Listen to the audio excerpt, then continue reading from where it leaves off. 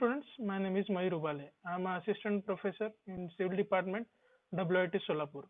Today we are going to analyze BOD, that is biochemical oxygen demand. So what are the learning outcomes after this session? Students will be able to understand and analyze the BOD, that is biochemical oxygen demand in wastewater. So let us see what are the formulae by which we can analyze BOD. See, after the BOD test, we mostly prefer to go for one normal formula, that is BOD5, which is equal to oxygen consumed multiplied by dilution ratio. Here oxygen consumed means what? How much DO has been decreased, that is how much dissolved oxygen has been decreased. We also multiply it by dilution ratio, which is volume of diluted sample to the volume of undiluted water sample. Here volume of diluted sample is mostly taken as volume of BOD bottle, which normally it is 300 ml.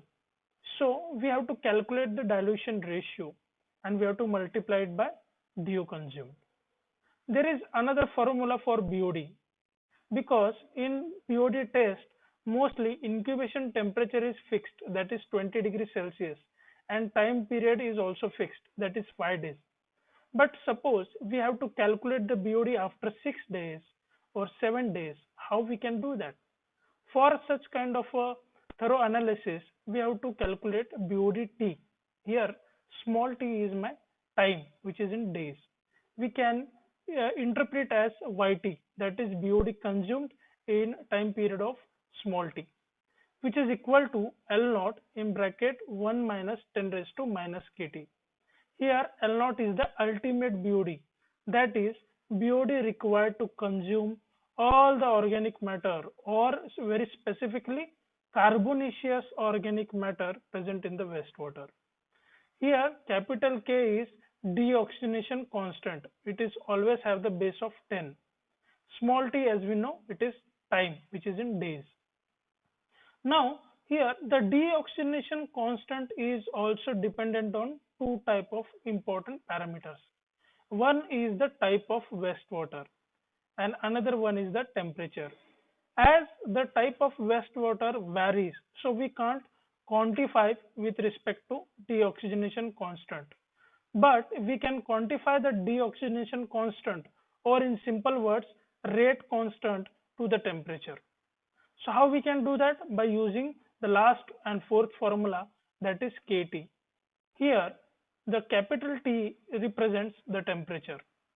Capital KT is equal to K20, that is the rate constant at 20 degrees Celsius multiplied by theta raised to T minus 20. Theta is a constant, but it also varies with respect to temperature. Okay, so if you know the rate constant at 20 degrees Celsius, you can calculate the rate constant at any temperature you want. Therefore, if the temperature is greater than 20 degrees Celsius, you can calculate the rate constant. So using these formulas, we can easily analyze what are the BOD parameters and how we can calculate the BOD. So let us see the first question. 5 ml of raw water was diluted by specially prepared water in a capacity bottle. It means 5 ml of raw sewage we had taken and we had added into the diluted sample of BOD bottle, that is 300 ml.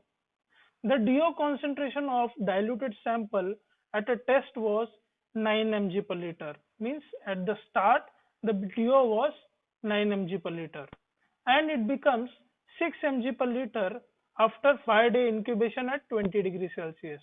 It means after 5 days and at 20 degrees Celsius incubation, it means for the duration of 5 days the temperature is kept at 20 degrees Celsius. And how much DO has now become? Is 6 mg per liter. It means DO has decreased. Now what they are asking? They are asking to calculate the BOD of that raw sewage. So first of all, what we have to do?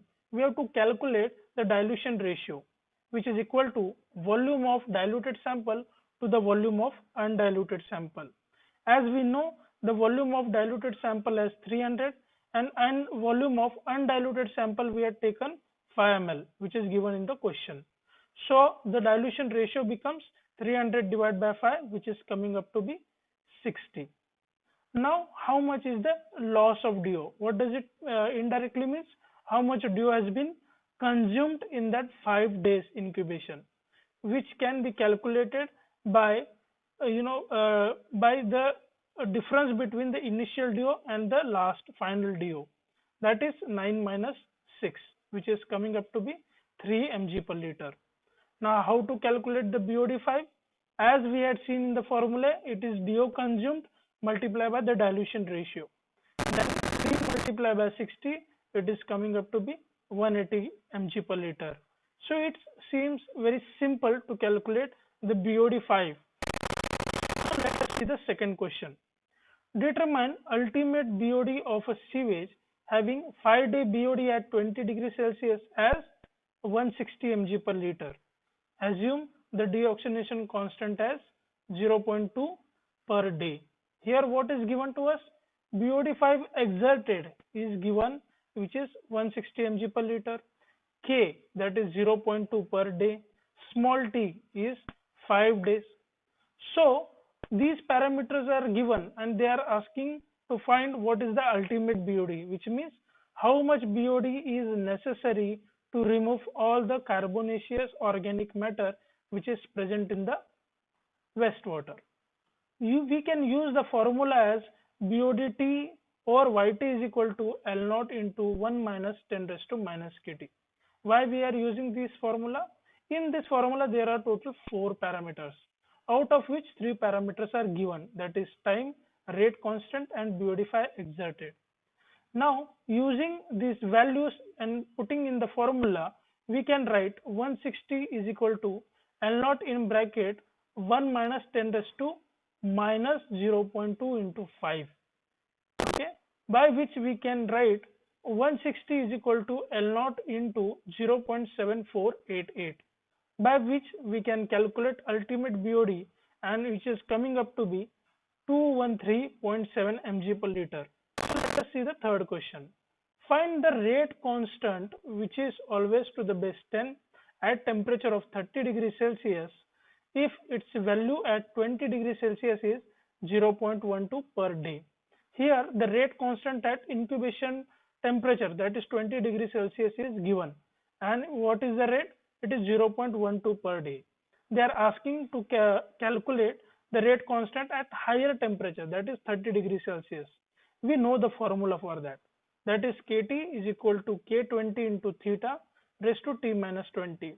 Here I have already said that the theta is dependent on temperature. For temperature between 20 degrees Celsius to 30 degrees Celsius, the theta value is always taken as 1.056. So use the value of theta into the above equation and we can write K30 is equal to 0.12, which is given in bracket 1.056, which is the value of theta for temperature range of 20 to 30 degrees Celsius raised to 30 minus 20. Here 30 is the temperature for which we have to find the rate constant, and minus 20, that is the incubation temperature.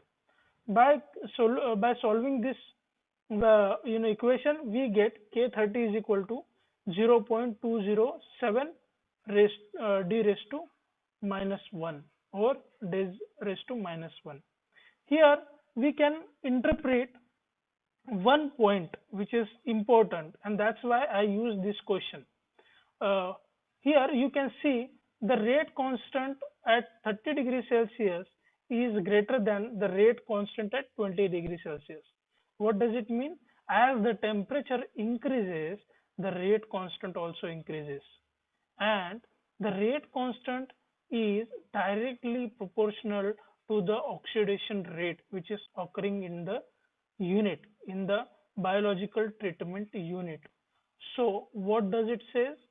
As the temperature increases, the rate or the oxidation rate and the unit also increases.